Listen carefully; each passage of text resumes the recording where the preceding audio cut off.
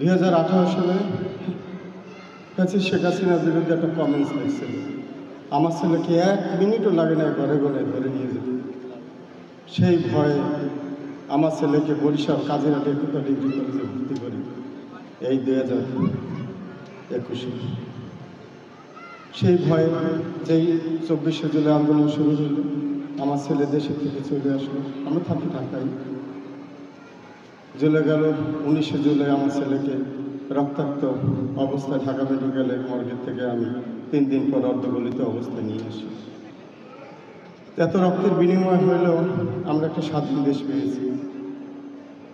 কিন্তু এই স্বাধীনতা নিয়ে কিছু চরিত্র মহল যা শুরু করেছে তা দেখতে পাচ্ছি। শহীদকে নিয়ে বিভিন্ন রকমের তাল বাহানা শুরু করছে। আমি বেশি কথা বলবো না। আমার কাছে শুধু একটাই কথা, যে শহীদদের স্বীকৃতি করার জন্য জুলাই সনদ দেবার কথা করে এত রকমের তালবাহানা শুরু করছে, এর কারণটা কি? আমি সকল শহীদদের পক্ষ থেকে বলছি, জুলাই সনদ না হওয়া পর্যন্ত কোনো নির্বাচন হবে না।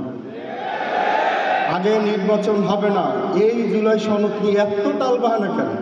দীর্ঘ 16টা বছর তো দেখলাম আপনারা ঠিক মতন কথা বলতে পারেন না। এখন সুন্দর সুন্দর বক্তব্য দিছে। ওই একজন কালকে দেখলাম সুন্দর করে কথা বলতেছে যে জুলাই সনদ 1971, 66, 66 কত কিছু বুঝাচ্ছে, আলু বুঝাচ্ছে আমাদের। আগে জুলাই সনদ দিবেন, তারপর হলো নির্বাচন, তারপর কি হবে না হবে তারপর আপনারা যা মন চাই করেন। আগে শহীদকে স্বীকৃতি দিতে হবে। রক্তের বিনিময়ে এই দেশ পেয়েছি, হাজারো রক্তের বিনিময়ে দেশ পেয়েছি। এই দেশ নিয়ে আর তালবাহানা করতে দিব না। আমার আরও 2টা বাঘের বাচ্চা আছে, একটা চলে গেছে, তাতে গিয়েছে, প্রয়োজনে নামাই দিব। আমার রীতিতে বিন্দু পরিমাণ আটকাবে না। 19শে জুলাই যখন যায়, বাবা বলছে বাবা আমি চলে যাচ্ছি, ঠিক আছে আলহামদুলিল্লাহ যাও।